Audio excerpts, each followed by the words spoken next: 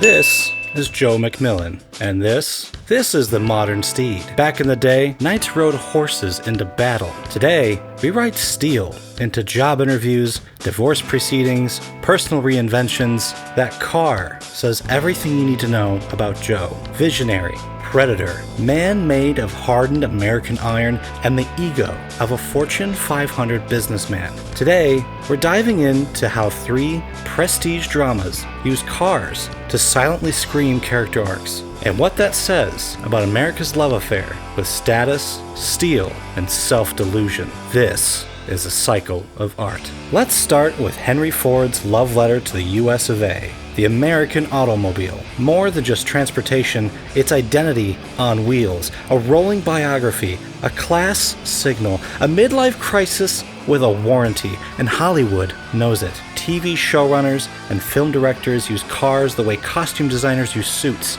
You're not just looking at horsepower, you're looking at character development in sheet metal and chrome. Think about it. In real life, we judge people by their cars before they even step out of them. That lifted truck, definitely compensating for something. TV writers leverage these instant associations to tell us volumes about characters without wasting a single line of dialogue. Let's drive into Breaking Bad, a show where the vehicles evolve as dramatically as the characters themselves. Walter White starts out in a Pontiac Aztek, a car so bland it makes oatmeal look spicy. It's perfect. It tells you this man is stuck. Practical to a fault, beaten down, a vehicle designed by committee for life lived by compromise. The Aztek was literally voted one of the ugliest cars ever made. That's not an accident. That's character development you can park in a driveway. Notice how much time Walt spends at his second job washing cars?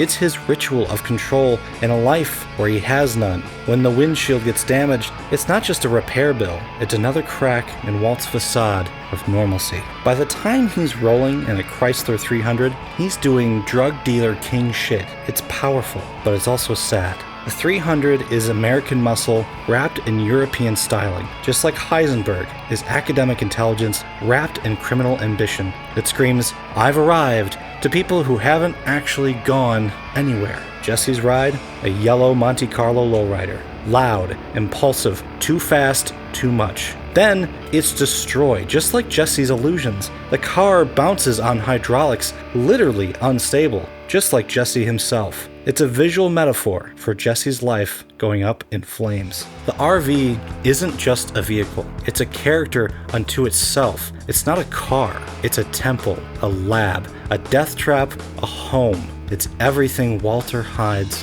inside. They call it the crystal ship, a perversion of freedom. Instead of the open road, it represents confinement. Instead of escape, it's where Walt and Jesse are trapped together. And when Walt destroys it, that's him burning the bridge and the promise to his old self. Gus Fring drives a 10-year-old Volvo station wagon, modest, quiet, invisible. It's the automotive version of his smile. All control, no warmth. Volvos are known for safety and reliability, the perfect disguise for the most dangerous man in Albuquerque. It's the car equivalent of hide in plain sight. Now let's talk about Better Call Saul, the spin-off with more emotional wreckage than actual car wrecks. What makes BCS brilliant is how it uses vehicles to foreshadow where characters are headed years before they even get there. Jimmy McGill starts in a yellow Suzuki Esteem that's more rust than car. One door, a different color entirely. A car that screams, "No matter what I say, you most definitely can afford me." The irony is perfect. A man with tremendous self-esteem drives a car called Esteem that's falling apart. It's visual poetry, and then suddenly he's in a white Cadillac with vanity plates. Fake it till you litigate it. That plate isn't confidence, it's desperation in Helvetica. It's Jimmy shouting, "Take me seriously," from behind the wheel of automotive overcompensation. Focusing in on Kim Wexler, she is an interesting character that highlights a very important detail, at least within the Breaking Bad and Better Call Saul universe. The characters with agency, the power to drive the story, they are seen driving the cars. The ones who don't are along for the ride, which is the case for Kim for almost 2 whole seasons until she starts enacting her own will within the series. As a side note, You also see this with characters like Skylar White, but other than that, most characters are either passengers in the vehicle or just happen to be in places the other characters are driving to. Back to Kim though, and frankly back to Jimmy as well, because it's impossible to talk about what she drives without also talking about its relation to what Jimmy is driving, as she is a mirror, nay, a foil to Jimmy. She drives a Mitsubishi Eclipse, which isn't insignificant. She, in a way, and I might be stretching here, eclipses Jimmy's career and desire for greatness for a while. I think, and again, maybe I'm reaching, it's the visual poetry that's been woven into the show so well. Jimmy and Kim start as birds of a feather. They both started in the mailroom at HHM. They both have a desire to pull one over on people who make them feel small.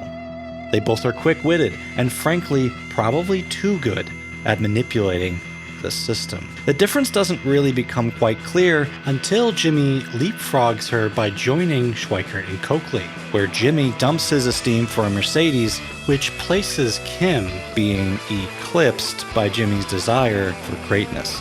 Spoilers ahead in case you still haven't seen the end of Better Call Saul, but as the name implies, once Jimmy completes his transformation to Saul Goodman, their cars could not be more different.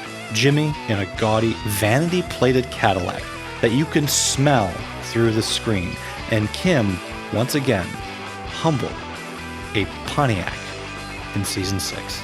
Mike Ehrmantraut drives gray on gray on gray. If a vehicle could wear a tactical vest, it'd look like Mike's Buick. It's the art of not being noticed. His car is like him, unassuming, reliable, and capable of sudden violence when necessary. It blends into traffic the way Mike blends into a stakeout.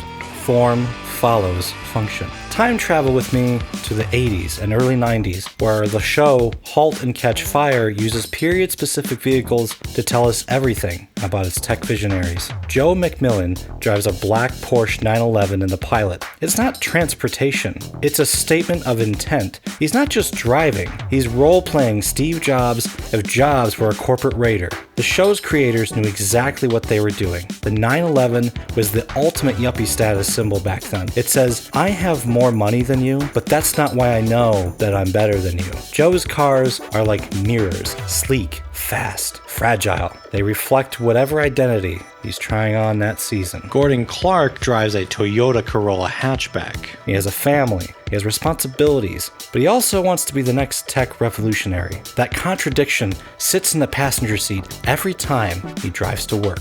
As the series progresses and his fortunes change, his cars remain stubbornly practical, because no matter how far Gordon goes, he can never escape his fundamental nature as the responsible one. Cameron Howe doesn't drive. She rejects the whole machine. She rides in cars like they insulted her playlist. Punk personified. Her refusal to drive isn't just a character quirk. It's a rejection of conventional adulthood. She's the punk rock coder who needs others to transport her physically, even as she's intellectually miles ahead. When she finally does drive later in the series, it's a moment of profound character development. She's finally engaging with the world on its terms, not just hers. All these cars, they're not background. They're symbols in a country where what you drive is who you are. In America, we don't just own cars, we become them. For decades, we've been sold cars as freedom, power, success. See the USA in your Chevrolet, the ultimate driving machine, like a rock. These aren't product features, they're identity promises. So when TV and movie characters level up, so do their wheels. When they fall, so does their automotive status. And what could possibly be more American than defining yourself through what you consume? These shows understand that in America, changing your car is changing your life story. It's why Jimmy McGill doesn't become Saul Goodman in a beat-up import any more than he could in a stuffy Mercedes. Our cars aren't just how we get somewhere. So next time you see a character step out of a car, ask yourself, is that who they are or who they're pretending to be? And what does that say about us? Because in the end, these pieces of media aren't just telling stories about dealers, lawyers, and tech pioneers. They're telling stories about the American identity itself, one vehicle at a time. And that is the cycle of art. Thanks for watching.